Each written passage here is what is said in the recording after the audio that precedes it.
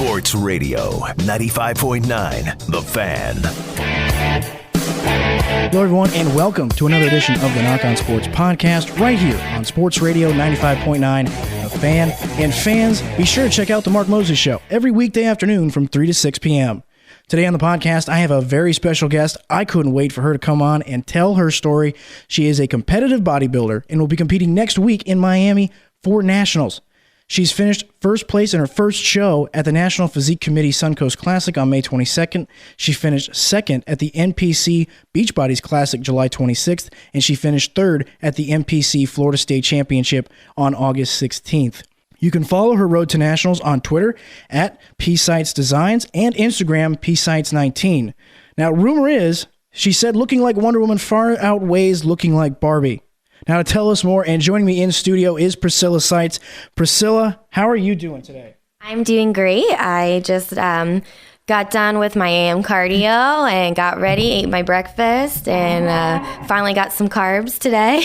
So I'm a little energetic and excited to be here with you today. Well, Priscilla, I want to thank you again for coming in. And what time was your cardio? Was it about 6 o'clock, 5 o'clock this morning? Today, I got to sleep in a little bit Saturday. I got to be at the gym by 7, and I had it.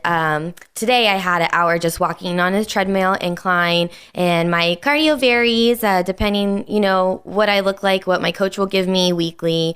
But my norm is 5:30 a.m. at the gym. Wow, that is early in the morning. Yes. That is very early. You can't even get me up that early on, if I'm going someplace on a wrong trip. Good Lord. But first, tell us about yourself, where you grew up, what have you done to get to this point? I moved here in Florida when I was about 10. I was from Virginia, Fredericksburg area, and my father always had wanted to move to Florida, so we packed up and came. I grew up here in Melbourne, went to Central Middle. I was at Melbourne High School, and then I went away to college at Mount Olive College in the middle of nowhere, Mount Olive, North Carolina, where they make the pickles. So you could actually smell the pickles when it rained. Oh boy. On campus. Wow. So how many times would it rain? Luckily, not too bad until it got winter time, and then it would be snowing. And it wasn't as bad when it snowed. Did you have to worry about yellow snow? Not too much. Maybe some of the crazy college kids, but... Well, that is very interesting. Now, like you said, it's obviously I'm having you on here. Me and you went to high school together. We went to Melbourne High School, and you were also a cheerleader for Melbourne High School, and I believe for Mount Olive as well, right? Yes, I cheered actually for Central Middle too. I cheered at Mel High and received homecoming queen my senior year, and then I went away and cheered in college, which was. It was very different. It was a lot of fun. There was not as many restrictions, and we got to do crazy stunts. And we actually got to our senior year. We went to competition. We made our own music. We made our own routine up. And it was the first year. My school was a small school, so it was the first year that we actually got to compete at a level that they had never got to before. So it was really cool that we all came together and worked together. I'll tell you what, folks, I've known Priscilla for a little while, and she's definitely a high-level competitor, high energy all the time, and like I said, once again, you're proving it there. But I do want to know, I talked to you probably about a year ago, maybe in December, January, and you were just you were interviewing for the job that you have now. And what was that experience like, and what led you to become a bodybuilder now? Well, I moved back home in Melbourne last year, and I started training at Stay Fit. I got my job at Victory Casino Cruises as a graphic designer, started working, and I always have worked out even after college. I was training. I lived in Virginia for a while. I wanted to try out for Redskins cheerleaders, and I ended up moving back to Florida, so I didn't do that. But I had always been active, and I decided that, I wanted to do something for me. I had moved around a lot and was trying to settle. And there's pictures at our gym of the competitors on the wall that actually compete and go to my gym. And just looking at those, and my friend in Tampa, Florida, I've known her for a long time, had just competed. And she does bikini. She had competed, and I saw her pictures, and I was like, man, I want to do that. And who's the friend? Her name is Maddie M. Okay. And she's also a photographer. I met her in North Carolina while I was there. And she had moved to Florida, and we just stayed in contact. And I saw her pictures, and I was just like, wow, like, well, if she can do this, she is a kid and works, and she's going to school. And I'm like, she can do this, so I want to do this. And I had asked my gym, is there any contest prep coaches in our area? And come to find, my contest coach is the best and one of the only in Brevard. So his name is Christopher Evans, and I talk highly of him because he has definitely led me and helped guided me to where I am today. We're here with Priscilla Seitz. You can follow her on Twitter at PSeitz and Instagram PSeitz19. We're talking about her career which led to her becoming a bodybuilder. Like I said, a very impressive story. Talk a little more about Christopher and how you guys were able to meet and what has he provided for you. Obviously, a trainer is a very important key for any bodybuilder. But like I said, I've seen a lot of the work that you've done, and you guys are a great team. Yes, he's definitely my right-hand man. I have opened up to him. He answers questions at any time, and there's a lot of, people that are like, okay, this is my work hours, but Chris has been open enough and able to answer me, even if I'm like, oh, how many fats was I supposed to have tonight? I've left my sheet, or I don't even know, and it's 11 o'clock at night, and I need to go to bed, and he'll answer me right away or tell me what to do. He provides me my diet weekly. He also provides me my cardio sessions, and then I train with him 3 times a week, and then coming up closer to show, I train with him more, and we'll have our depletion workouts next week, your peak week of your show. But he definitely has given me my nutrition knowledge. He's giving me my training knowledge. He also trains, regular, normal people who want to just have a healthy fitness lifestyle. So he definitely So the people like me that are overweight? The fat guys like me? Is that what we're saying, Chris Evans? Maybe I should call him, because maybe he can help me lose this 25 I'll give pounds. you his contact info. But yes, he does just crazy magic, the science behind the diet alone. He just knows his stuff, and he can look at me and know how much water I'm holding and know what I have to do to get rid of the water, or what else we have to work on to get me where I need to be. You talk about that, and that's very impressive with Chris. Now, we're going to get to the aspects of the training, and we're going to talk about what you got to do for show prep and what happens during the weeks leading up in a little bit. But I want to know, because, for me, my dad tried to compete in bodybuilding when he was younger, and, every guy looks to Arnold Schwarzenegger, Lou Ferrigno as the guys that are at that peak of, the bodybuilding. You want to look like those guys. Those are guys who are the role models. For you, who inspired you to become as fit as you are and try and do you have a role model? Is it like an Arnold? Do you have someone you want to try and not so much copy, but emulate in some styles? For me, my inspiration, as I've learned more about the sport, I do have like my ideal, body type that I want to look for. And as me being 4'11", it's very hard to compete. Once you get to a pro level, that you have to compete against these bigger girls. And for me, Andrea Calhoun is my height, and she just got on the Olympia stage for the first time this past year. So I tend to follow her and look for her body shape and figure being the same height as me. But who inspires me mentally and motivates me is my friend Maylee Vieira. She is a bikini competitor, but the heart that she has for the sport and for those around her, she always instills in me to believe in myself. And she always tells me, you have a vision, you have a goal, like no matter what, you can do this. You can make it to your goal, and no one can stop you. No one can take that away from you once you achieve it. Yeah. Something I want to clear up too is we're here with Priscilla Seitz, a female bodybuilder. You talk about bikini style. How many different styles are there in whether you compete or what your friend competes in? So I compete in figure. Okay. So there's bikini, figure, women's physique, and then women's bodybuilding. So each one, the judges will look for different things. Bikini is very different. It's very show, like, look at me, but these women are beautiful, and they, tend to go for small waistlines. It's a lot about the glute and hamstring tie-in, their obliques, and then for figure, it's one up.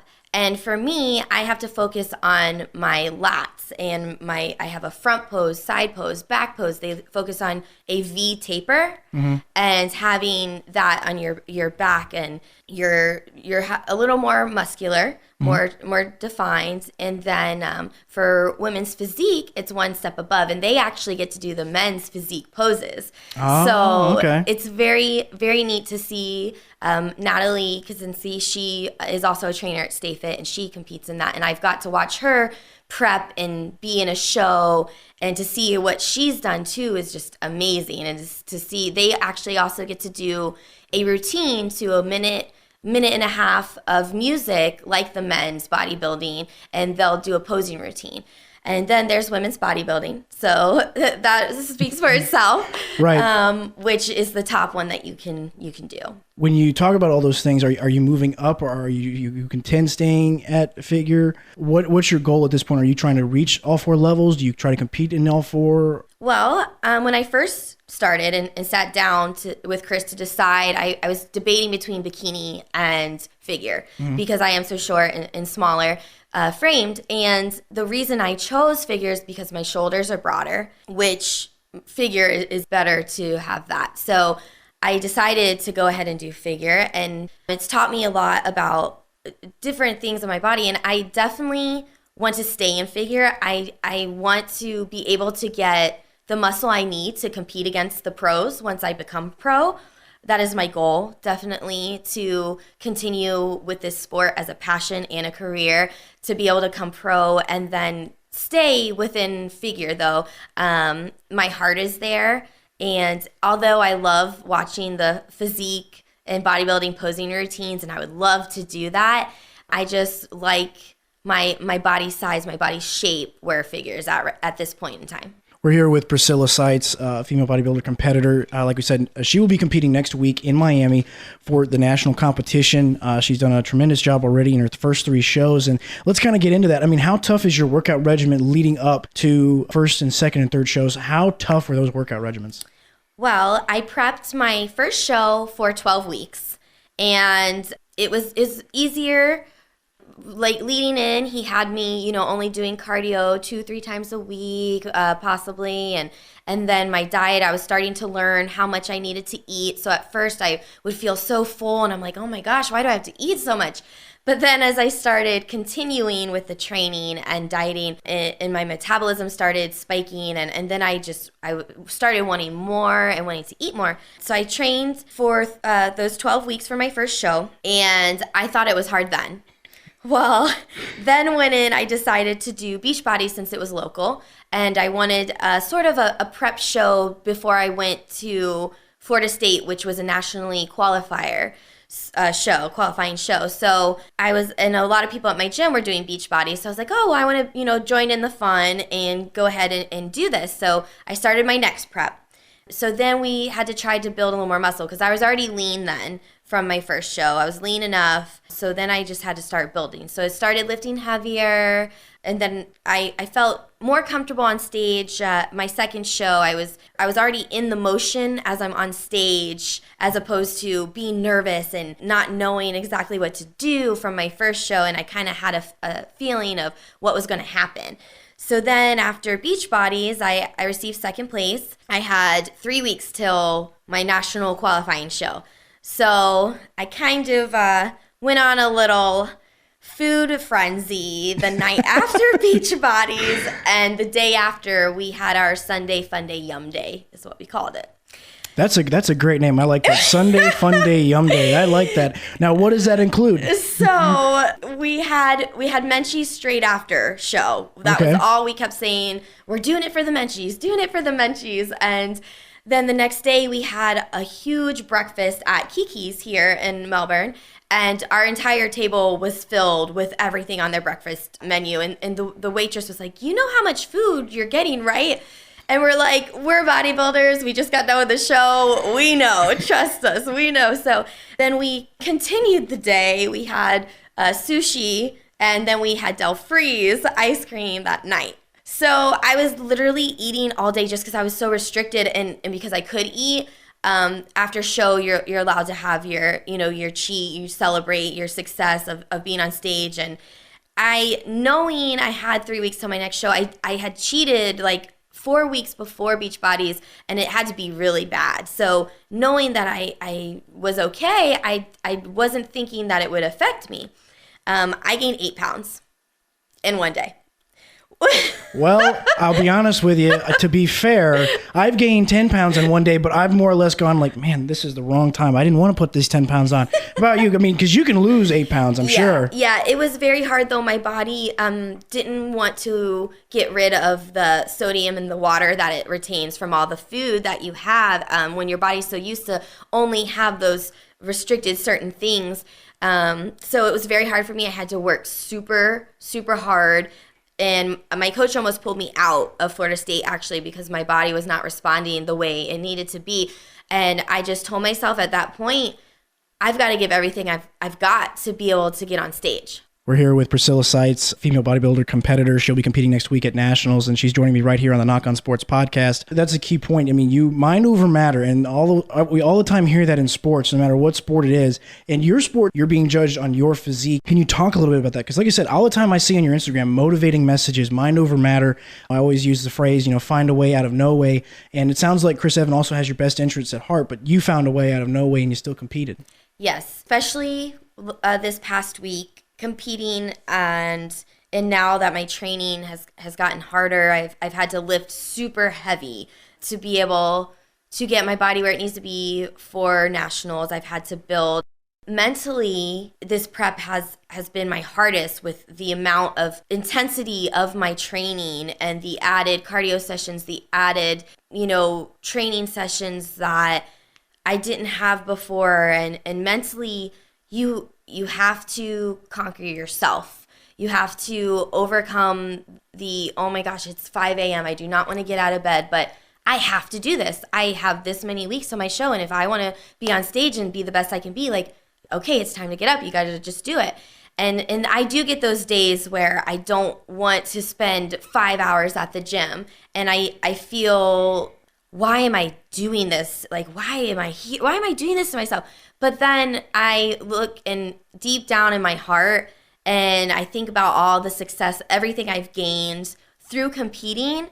And there's a lot, not just physically. There, like you said, the mental aspect of being disciplined and being able to overcome those short, temperamental, low carb, like, what am I doing? Like, instances that you really find in your heart where bodybuilding and competing has helped me in other aspects of my life. It has helped me to overcome a lot of struggles that were deep down inside that I didn't realize that were affecting me. It's helped me be a better person, and I do like to inspire others, and people are always like, I don't know how you do it, and how can you eat the same things over and over? I like to inspire others and to tell them, when you put your mind to it, if you really want, like, truly in your heart have that passion and want it, you can make it happen.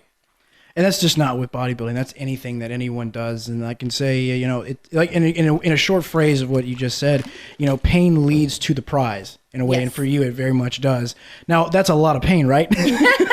Yeah, definitely when you're leg pressing 400 pounds or squatting. I squatted 185 last week, and I was already in. It was my 7th set in. I was already had other leg crazy madness my coach had put me through, and he's like, all right, let's get it. I just mentally have to tell myself, all right, I got this. This is nothing. Wait a minute. 7 sets of squats? I did, yes. And I that was my 7th one in, and I did 185 for 5 clean reps. And of course he was there spotting me, helping along the way. How long are those sets? So we'll normally interval different exercises, and when I'm lifting heavier, though, it'll be more focusing on like he's focusing on my quad sweep right now, right? To be able to compete with the other girls at nationals. When you say that, for our listeners, what do you mean by leg sweep? Now, what do you mean by that? So for your quads, there's different muscle groups. There's different muscles in your legs, and it's the outer part of your quad. They look for they call it a sweep, and it's rounded out. So when you're standing, you can see it on the outside. So we've been focusing a lot on leg press, close leg press, and then squatting and lifting heavier and narrow squats. So I'm focusing constantly on those targeted quad muscles. Normally, when I'm lifting heavier, he'll have me rest a minute in between, or 30 seconds to a minute, depending how heavy.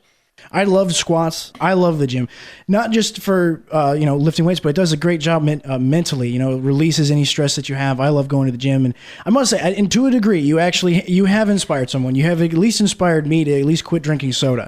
Yes. So, I mean, I got to give you credit, because you know what? For the longest time, I never wanted to give it up. I never wanted to give up soda. I didn't believe that if I stopped drinking soda, I'd lose weight, but, well, by and large, it has. I've lost about 5 or 6 pounds just not drinking soda.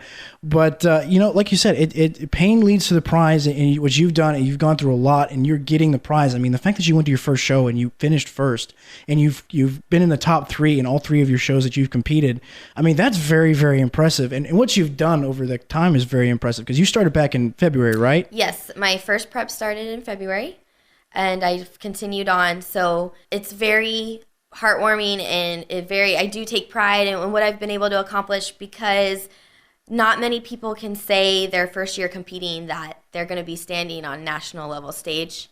And that's one thing that knowing going in, I already feel like a champion. I already feel I've succeeded my expectations, my limits, and I've learned so much between the past 10 months from training and dieting, and I know that when I stand on that stage for nationals, that I'm gonna feel so great just to even be standing up there, and to all the struggle and hardships I've been through to get to this stage.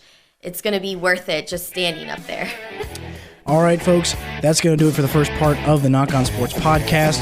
My special guest, Priscilla Seitz, will be joining me for part 2. That'll be coming up next, right here on the Nach On Sports podcast.